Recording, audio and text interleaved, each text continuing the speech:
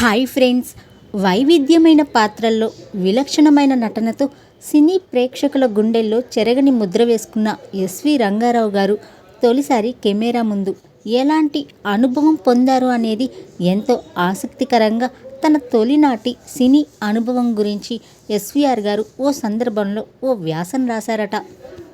ఆ వ్యాసంలో ఆయన ఏం షేర్ చేసుకున్నారో ఇప్పుడు చూద్దాం. విశాలమైన జీవిత రంగంలో అడుగుపెట్టే ప్రతి వ్యక్తి ఎన్నో సమస్యలను, ఎన్నో అవాంతరాలను ఎదుర్కోవలసి వస్తూ ఉంటుంది. కొంత దూరం పోయాక వెనక్కి తిరిగి చూసుకుంటే తొలినాటి అనుభవాలు ప్రతి మనిషి మర్చిపోవడానికి వీలు లేకుండా ఉండిపోతాయి. విద్యార్థి జీవితంలో కొత్తగా స్కూల్లో, కళాశాలలో చేరినప్పుడు, కొత్తగా ఆఫీసులో ఉద్యోగ జీవితం ఆరంభించినప్పుడు, పెళ్ళై తన భార్యతో సంసారం ఆరంభించినప్పుడు కలిగే అనుభవం జీవితాంతం మనలను వెంటాడుతూ గిలిగింతలు పెడుతూనే ఉంటుంది. జీవితంలో ఎప్పటికైనా ఒక మంచి నటునిగా రూపొందాలి అన్నది నా ఆకాంక్ష. ఆ ఆకాంక్షతోనే సినిమా రంగంలోకి అడుగుపెట్టాను. నాకు బంధువైన బివి రామానందం ద్వారా నేను తొలిసారిగా సినిమా రంగంలోకి అడుగుపెట్టా. నేను నటించిన నా తొలి చిత్రం వరూధిని. దాన్ని సేలం మోడ్రన్ థియేటర్ స్టూడియోలో తీశారు. నేను సెట్ మీద అడుగు పెట్టవలసిన రోజు రానే వచ్చింది.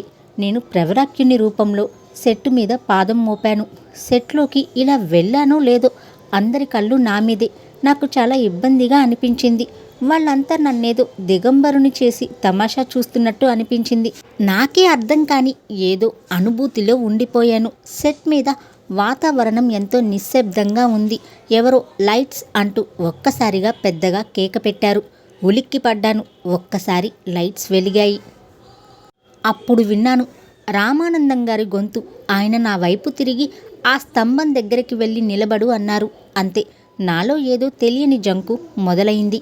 ఎలా వెళ్ళి నిలబడ్డానో నాకు తెలీదు. సెట్ మీద ఏం చేస్తున్నానో కూడా తెలియదు. నా వేషధారణ బాగుందో లేదో, అసలు నా ముఖం బాగుందో లేదో, ఒకటే సందేహాలు. ఒక్కసారిగా నాలో నిస్సత్తువ అలముకుంది. కాసేపు అయ్యేసరికి ఆ జంకు కాస్త భయంగా మారిపోయింది. ఇంకేముంది, గొంతు ఎండిపోవడం ఆరంభించింది. నాలుక పిడిచకట్టుకుపోతుంది. కళ్ళు సరిగ్గా కనిపించడం లేదు. చెవులకు ఏది వినిపించడం లేదు. శరీరంలో ఎక్కడో ఇంకా పిసరంత చైతన్యం ఉన్నందున దర్శకుని గొంతు మాత్రం వినిపిస్తుంది. నాతో నటించవలసిన అమ్మాయి వెళ్ళి నా పక్కన నించోవలసిందిగా డైరెక్టర్ చెబుతూ ఉన్నారు. ఎక్కడి నుంచో ఒక గంధర్వ కన్య వచ్చి నా పక్కన నిల్చున్నది. అది అతి చేరువగా. ఆ గంధర్వ కన్యకు కాసింత దూరం తొలగి నిలబడ్డాను. దాంతో మా దర్శకుడు, అలా పరిగెడతావేంటయ్యా, ఆవిడ నిన్ను ప్రేమిస్తోంది అంటూ కేక పెట్టాడు. అంత గొల్లుమని నవ్వు. నిజం చెప్పాలి కదా, ఆ మాటకి నాకు ఆయన మీద పీకల దాకా కోపం వచ్చింది. ఒక స్త్రీ, అందున అపరిచితురాలు, ఆవిడ్ని ముందు పెట్టుకుని నన్నట్లా అంటాడేంటి అని నాకు చాలా బాధ అనిపించింది. కానీ తర్వాత తెలిసింది అది సినిమా భాష అని, దర్శకులు అట్లాగే మాట్లాడతారు అని.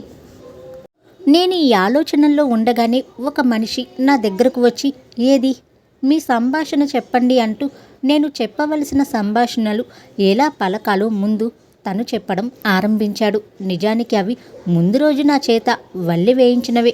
నేను ఉక్రోషంగా, అవి నాకు తెలుసులేండి అన్నాను. దాంతో ఆయనకి ఎక్కడలేని కోపం వచ్చింది. మరైతే అలా బెల్లం కొట్టిన రాయిలా నిలబడతారేం, డైలాగ్ చెప్పండి అన్నాడు. తర్వాత తెలిసింది అతను సహాయ దర్శకుడు అని. కానీ ఆ క్షణాన వచ్చిన కోపం మాత్రం చెప్పవలసింది కానిది. బయట నేనుగా ఒకరిని పల్లెత్తు మాట అనేవాణ్ణి కాదు. ఎవరైనా నన్ను ఏదన్నా అంటే మాత్రం అంతు కనుక్కునేదాకా ఊరుకునేవాణ్ణి కాను. అది నా స్వభావం. కానీ నా కోపం నాలోని దిగమింగుకున్నాను. ఆ సహాయ దర్శకుడు చెప్పినట్లు సంభాషణలు వల్లించడం ఆరంభించాను. కానీ పక్కన ఆ గంధర్వ కన్య ఉండడం చేత తల వంచుకుని చెప్పాను. నిజానికి నాకు డైలాగ్స్ చెప్పడం చేత కాదు. నాటక రంగం మీద విజృంభించిన వాణ్ణే. కానీ ఇది సినిమా, ఎంత కాదన్నా కొత్త వాతావరణమయ్యే. అదీగాక నాటకాల్లో నా పక్కన అంతా మగాళ్ళే స్త్రీ వేషాలు వేసేవారు. కానీ ఇక్కడ పరిస్థితి అలా లేదు. సిసలైన స్త్రీతో మాట్లాడవలసి వచ్చింది. అంతవరకు పాపం డైరెక్టర్ చాలా ఓపిక పట్టాడు. ఇక ఆయన ఆగలేకపోయాడు.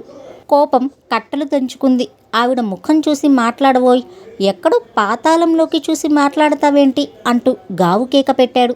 ఎలాగైతేనేం ఆ రోజుకు షూటింగ్ పూర్తయింది. ఈ యమయాతన నా వల్ల కాదనిపించింది. రాత్రికి రాత్రే బండెక్కి మా ఊరు వెళ్ళిపోదామని అనుకున్నాను. కానీ ఎలా తెలిసిందో ఏమో, డైరెక్టర్కి ఈ విషయం తెలిసిపోయింది. ఆయన వెంటనే నా బసకు వచ్చేశాడు. వచ్చి రాగానే నన్ను ఓదార్చే కార్యక్రమం ఆరంభించాడు.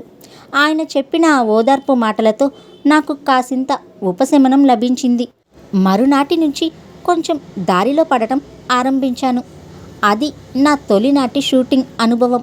ఏ మానవుడైనా ఎట్టి పరిస్థితుల్లోనైనా తనలో నిద్రాణమై ఉన్న శక్తిని మర్చిపోకూడదని మాత్రం అనుభవపూర్వకంగా తెలుసుకున్నా. అప్పటికీ ఇప్పటికీ అదే అభిప్రాయంతో ఉన్నా అని చెప్పుకొచ్చారు ఎస్వీఆర్ గారు.